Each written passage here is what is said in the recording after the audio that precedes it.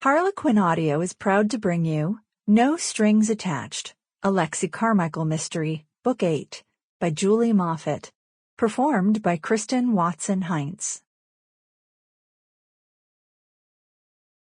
Chapter 1.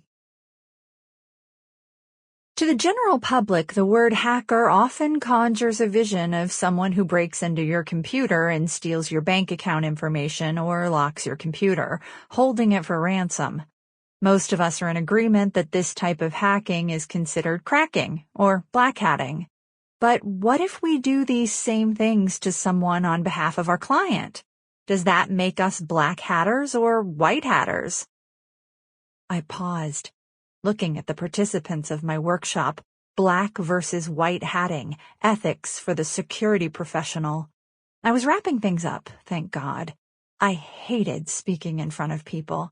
I'd agreed to do this presentation because I felt the topic was important.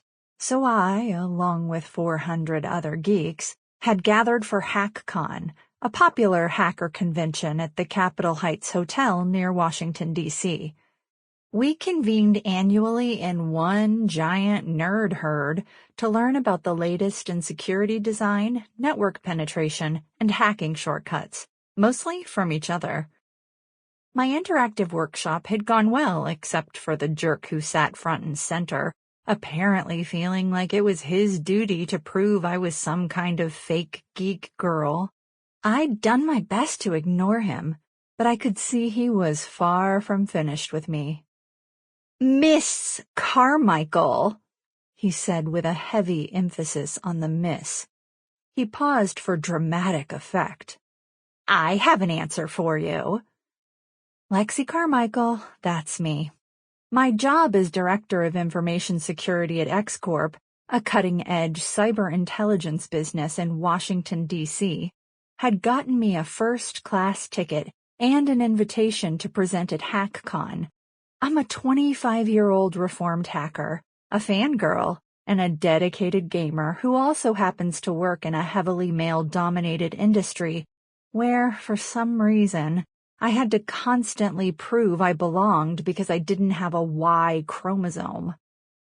I crossed my arms against my chest, leaning back against the table and hoping my tone sounded neutral instead of annoyed.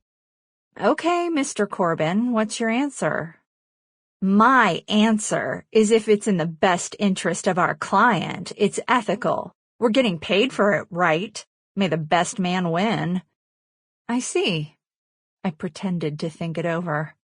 "So you're saying it's okay to break into another company's system and screw it up or bring it down if it's in the best interest of your client?" Corbin smirked. "If they don't have the balls or skills to keep us out, then they deserve what they get." "Really?" I said, trying not to sound exasperated. Although I'll be the first to admit there is no clear-cut answer to ethical behavior in our rapidly evolving field, I'm confident the "may the best man win" strategy would not be considered ethically sound. I'd pissed him off. His eyes narrowed and his face flushed red. He leaned forward in his chair, resting his arms on his knees. "What do you know anyway?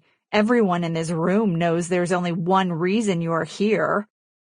The room fell deadly silent. I kept my voice even. "And what would that be?" "Quota." He sat back in his chair, smug. "That's why you're here. I'm just keeping it real." My gaze locked onto his. "Okay, let's keep it real. In the past year, I've had 4 different articles published in the Journal of Adversarial InfoSec, Cryptologia, and Red Teaming Today. Since the conference has strict guidelines that in order to be invited to speak, all presenters must be extensively published in peer-reviewed journals on the topic, I guess I do meet a certain rather exclusive quota. But now that you've mentioned it, I don't recall seeing your name on any articles on this topic.